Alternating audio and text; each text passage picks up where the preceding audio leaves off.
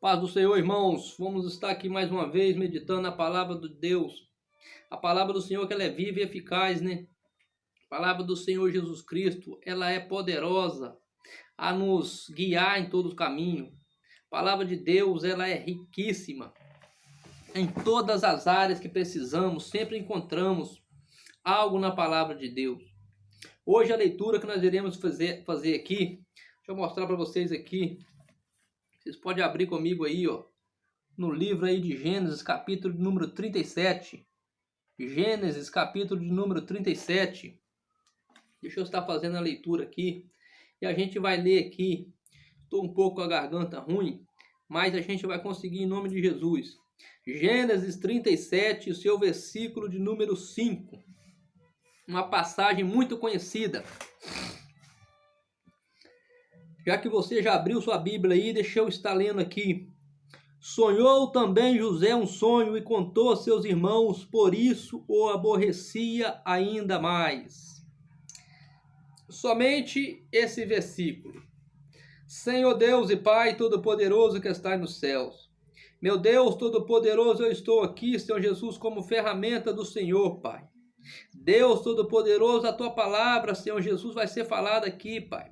Diante da revelação do Teu Espírito Santo, Pai. Deus Todo-Poderoso, tem pessoas precisando de ouvir Tua palavra aí, Senhor. Deus, não é eu que escolho a palavra, Pai, mas o Senhor me direciona, Pai. Eu faço a leitura da Tua palavra, Pai. E é o Senhor quem dá a revelação da Tua palavra, Pai. Em nome do Senhor Jesus Cristo, fala com todos nós. Amém. Meus irmãos, a Bíblia diz aqui em Gênesis, capítulo 37, o versículo 5, acerca de um jovem que tinha 17 anos de idade. A Bíblia diz que Jacó tinha 12 filhos e o mais novo deles se chamava José. Diz a Bíblia que esse moço, por nome de José, ele era muito querido por Jacó, porque era o filho da velhice. Diz a Bíblia que José, ele agora, com 17 anos de idade, esse moço, ele por causa de um sonho que teve, ele começou a ser invejado pelos seus irmãos. Os seus irmãos agora invejavam de José porque o sonho de José, ele teve dois sonhos.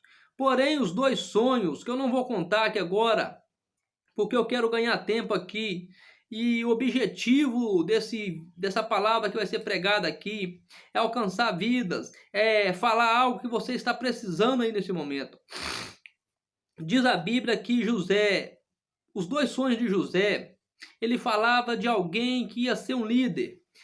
O sonho de José falava de alguém que ia ser grande no meio da sociedade, de alguém que ia ser importante. Muitos de nós, às vezes, quando era criança, quem de nós já não disse assim, quando era criança, quando eu crescer, eu quero ser um policial. Quando eu crescer, outros vai falar assim, eu quero ser um advogado, eu quero ser um médico. Outros dizem assim, eu quero ser um juiz.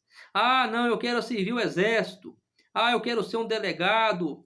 Eu quero ser um professor. Eu quero ser o presidente da república. Sempre, a gente quando é criança, a gente tem sonhos grandes. Só que o importante, que eu tenho que te trazer isso, a realidade, porque tem que ser dentro da palavra, que a gente, às vezes, estamos muito preparados para ter sonhos. O problema é que a gente não estamos preparados a passar pelo caminho da vitória. Porque para a gente alcançar a vitória, tem um trajeto que eu vou te falar aqui que não vai ser fácil às vezes. Perceba que, para você que já leu, você está entendendo o que eu vou falar aqui agora. E para quem não leu, eu peço que leia essa história desse moço. Não é uma história muito longa para se ler. Você vai ler aí, com poucos minutos você consegue ler essa história. E eu duvido, desafio você não se emocionar diante da história de José. A Bíblia diz que esse moço, depois desses dois sonhos, agora ele é invejado pelos seus irmãos. Os irmãos de José, numa ocasião, numa oportunidade, pegaram esse jovem e lançaram ele numa cova. Apenas por causa de um sonho, de dois sonhos que ele teve. Mas quando eu falo um sonho, eu quero dizer que os dois sonhos simbolizavam um sonho só, que era tudo num sentido só. José agora, ele está dentro de uma cova por causa de inveja. E os irmãos dele falaram assim: agora vamos ver o que vai ser do sonho dele. Só que José foi jogado dentro de uma cova que não tinha água. A Bíblia diz que não tinha água dentro da cova.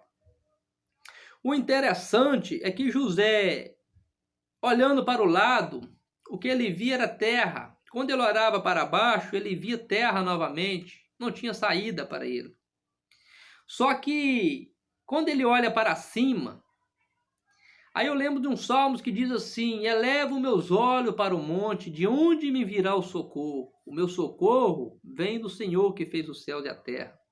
Às vezes a gente tem um sonho, mas a gente quer buscar ajuda no amigo do lado, porque ele tem um grande poder na sociedade. Às vezes você fala assim: agora a porta de emprego vai abrir. Alguém fala: por quê que você tem essa certeza? Não, porque o meu colega que está na empresa é um advogado. Ele é conhecido demais do prefeito. Ele é parente do presidente. Só que quando a gente age dessa forma, você está agindo de forma errada. Se eu fizer dessa forma, eu vou estar fazendo de forma errada. Porque a gente tem que elevar os olhos para o monte, para as alturas. Quando fala de altura, a gente reconhece que é Deus. Então José ele entende que a única saída que tem era para cima. E os irmãos de José, agora eles vendem a José para os ismaelitas, que vai tomar José e vai levar José para o Egito para ser escravo. Agora imagina um camarada que tem um sonho. Imagina o José pensando agora. A Bíblia não diz que ele diz isso. Mas imagina que ele está pensando consigo agora assim: mas se eu tinha um sonho de ser um líder, eu tinha um sonho de ser grande diante dos meus irmãos e da minha família, como que agora eu estou dentro de uma cova? E quando ele é tirado da cova, eu creio que ele pensa assim: agora acabou a minha luta. Mas não, ele está sendo levado para o Egito para ser vendido como escravo. Agora o camarada que chega dentro do Egito, ele vai para a casa de Potifar. Ele dentro da casa de Potifar agora, ele começa a sofrer uma calúnia, porque a esposa de Potifar, ela fala que José agarrou ela à força, sendo que era uma calúnia, que José estava fugindo da aparência, daquele grande pecado que aquela mulher queria cometer. Só que por causa da palavra dela, a palavra dela prevaleceu, porque José não era conhecido naquele lugar ainda. Então eles não tinham ainda confiança em José naquele período. E levaram José para o presídio. José agora ele está dentro de um presídio. Imagina José pensando: mas ser líder dessa fórmula? Meu sonho que Deus me mostrou era isso? Será para minha vida? Dentro de uma cova. Da cova para uma calúnia, da calúnia para o presídio. Só que saiba que eu aprendo muito com aquela palavra que está escrita em Romanos capítulo 8, versículo 28, que todas as coisas contribuem para o bem daqueles que amam a Deus e daqueles que foram chamados para o teu decreto. Preste atenção, nem tudo que parece que está dando errado é porque vai dar errado.